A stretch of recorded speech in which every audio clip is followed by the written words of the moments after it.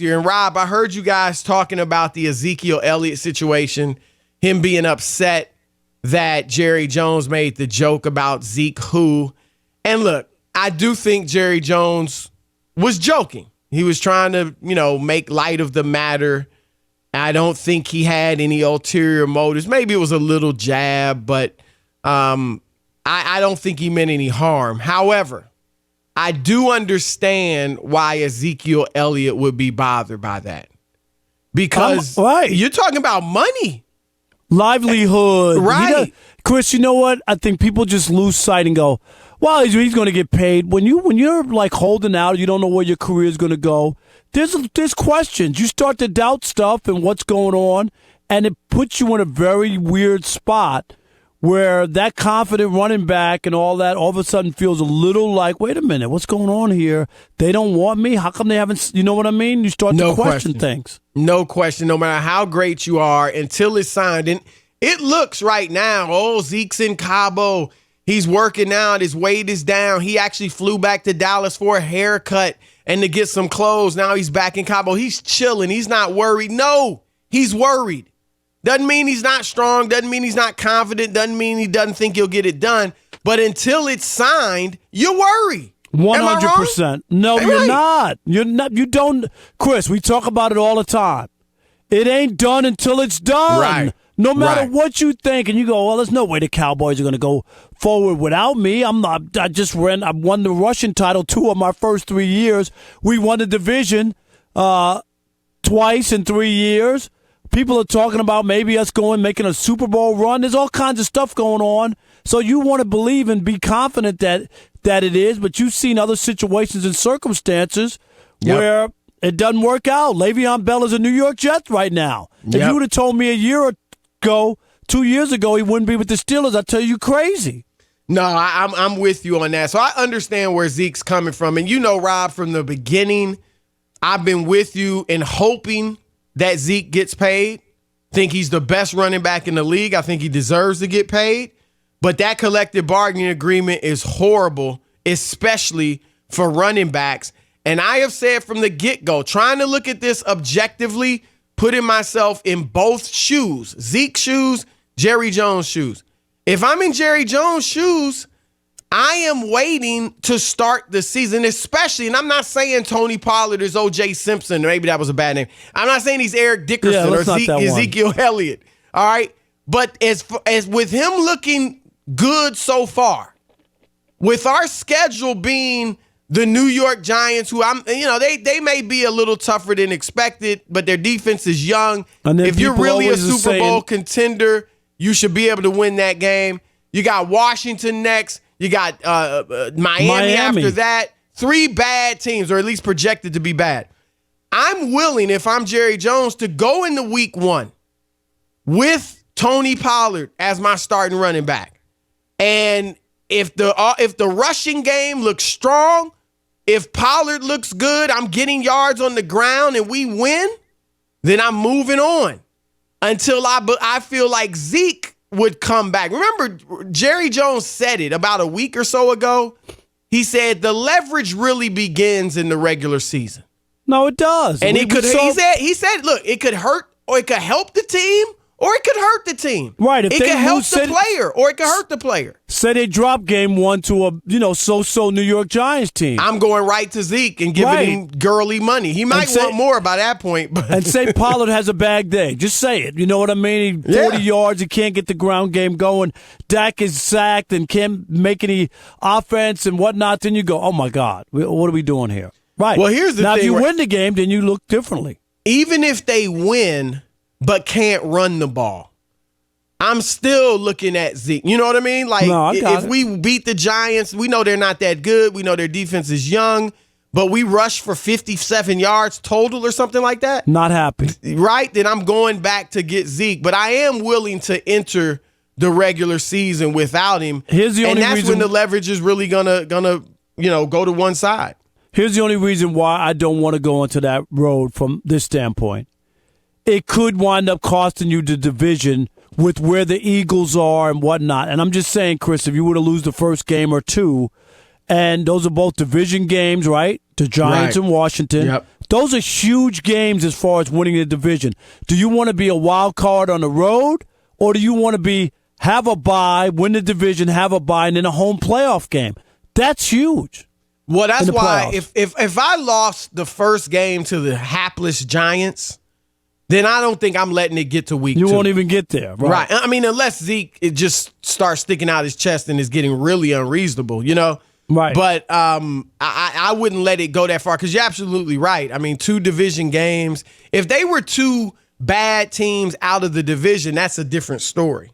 But right, 2 division games, and they are rivals. I mean, we know the whole division is a rivalry, but that adds something too. They are rivals. You know that Giants, Cowboys, and Redskins, Cowboys, those are big games. No matter what the records are between those teams, no matter where they are, those are 2 of the marquee matchups. Here's the thing about Tony Pollard for Jerry Jones and maybe other Cowboys fans who are starting to feel like, hey, man, this might be the guy. And, you know, who knows? We'll see what type of career or season he has. But he only averaged last year. He carried the ball at Memphis more than he ever had in his 3 years there. And he still averaged fewer than 6 carries a game. He had 243 touches, catches, receptions, and running the ball, rushes, in his entire 3 years at Memphis. Wow. See, he was a part-time like running back and part-time receiver and a great kick returner too. So Zeke had over 300 carries last year. Just carries alone, he had more than Pollard had touches in his entire Memphis career. So Pollard, I don't know, and he looks very smooth, very swift, got good speed, good acceleration, broke some tackles on that touchdown run. But can he take the pounding? He doesn't look like a guy, and he certainly doesn't have that history of being able to take the pounding and carrying it 20 to 25 times a game. Yeah, we don't know. It's a big question mark, and we don't know.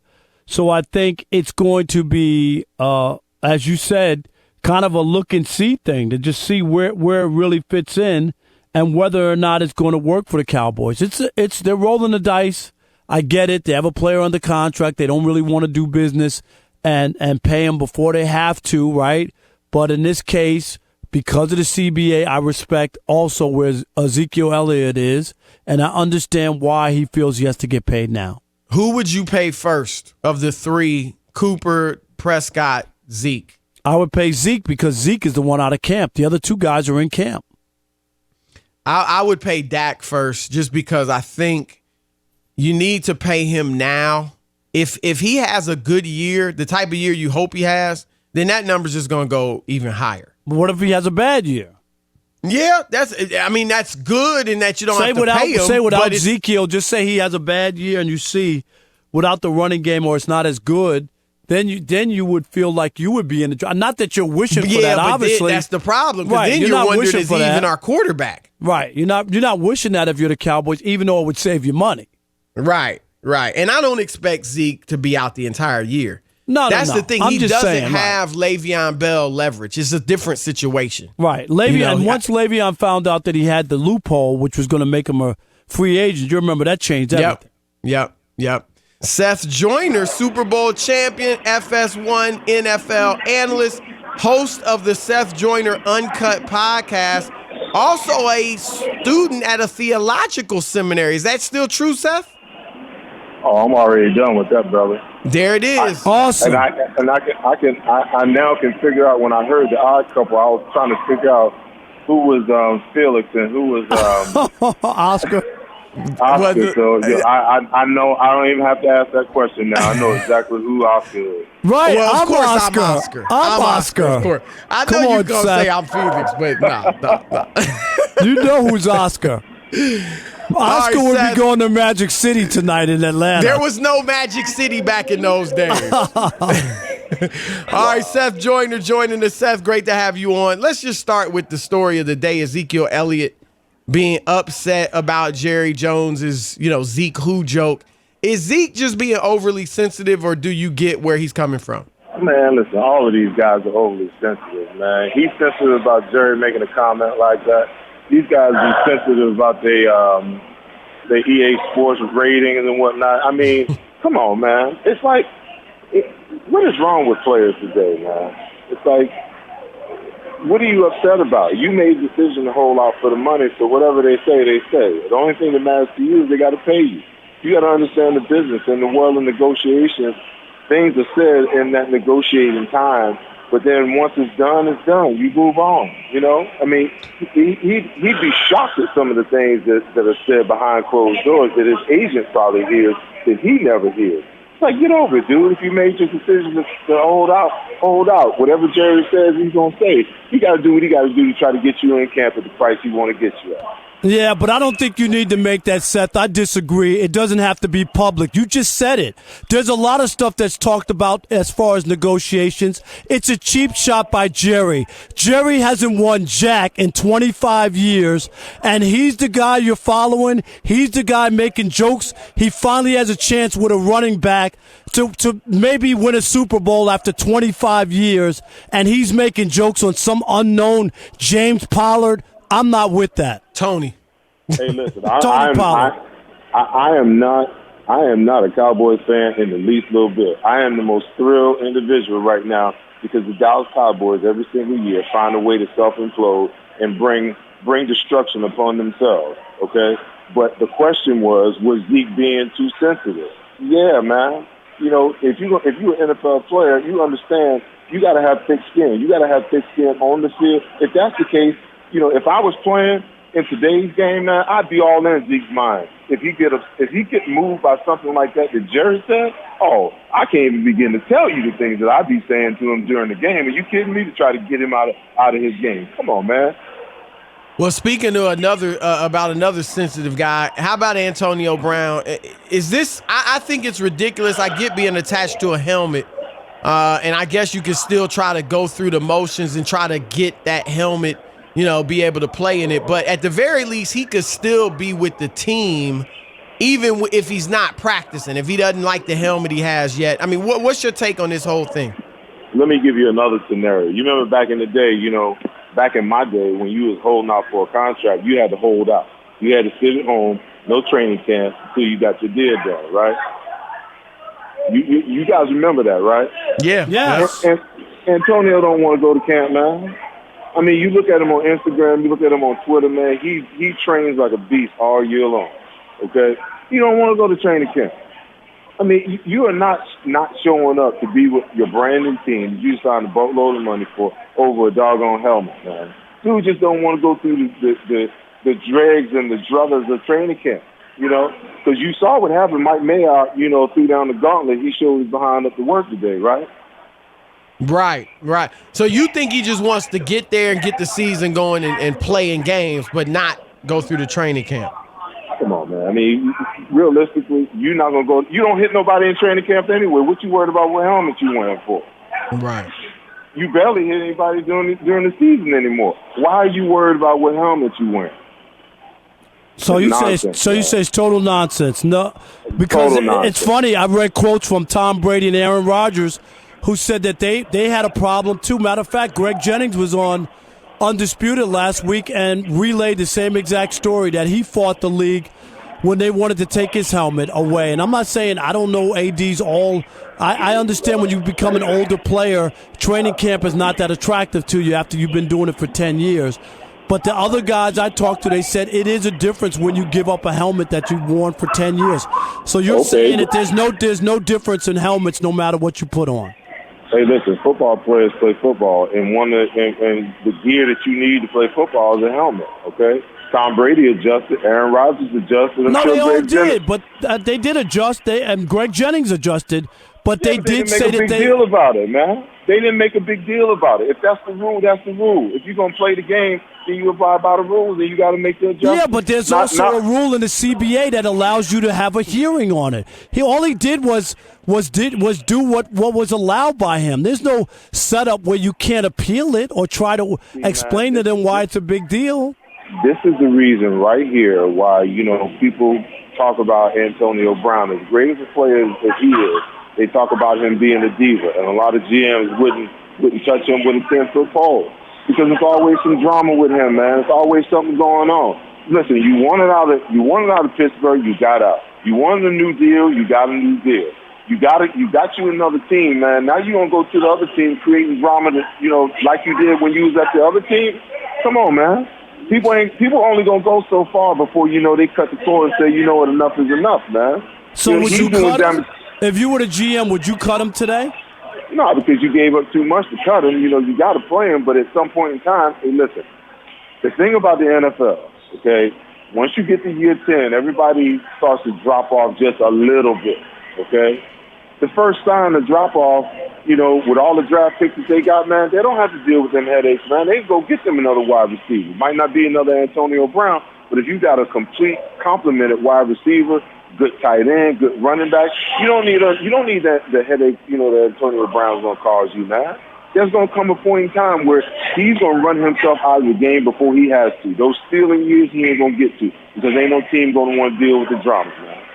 Super Bowl champion Seth Joyner joining the odd couple. Seth, how is this playing in the locker room? You've been in locker rooms, obviously. How do you think it's playing in Oakland with AB? The problem is a lot of guys don't know him. If he was going through this with the Steelers, they'd be like, oh, man, that's just AB being AB. But, he with a new team, new head coach, new offensive coordinator, new wide receivers coach, new teammates. You got young guys, old guys. Everybody's probably got an opinion. And there's probably factions in the locker room that are like, some guys are probably for it, and some guys are like, man, this dude ain't been here a whole year, and he already causing drama. It's just, and I'm not one of those people that believes in distractions, because I think distractions are, when people talk about, oh, he's a distraction, I think that's just an excuse that people use for when they don't accomplish what they want to accomplish. You get paid to play the game. You get paid to prepare every single week, and you get paid to show up for 3.5, 4 hours on Sunday and do what you do what you love to do. So distractions to me ain't nothing but an excuse. But this early on in the preseason and training camp, man, come on. Teams don't need this, especially, with a young team and an up-and-coming team like the Raiders. They don't need this drama, man. Yeah, they got a lot of young players even on that offense too, and they're watching this. And see, I think it's going to be tough for Gruden to create a winning culture with the way things are going. Now, I don't think it's too late, but if this continues, it's going to be very hard to do that. If he goes out and plays the way he's capable of playing, it can only help. The games can't come soon enough because with AB, it's always about all the off-the-field stuff. If he scores 15 touchdowns in 15 games like he did a year ago, people will get back to talking about what a great player he is. Well, I agree. I think, winning cures everything. But, if they get off to a bad start and things start to go sideways, a lot of people are going to be looking at him. You're right. I understand what you're saying, but the thing that perplexes me about this, if I'm a GM, if I'm Mike Mayock, okay, when me and John Gruden made the decision to make this move, okay, I would love to have been a fly on the wall to hear the conversation that they had about how Antonio was going to transition to the Raiders and how they were going to handle him.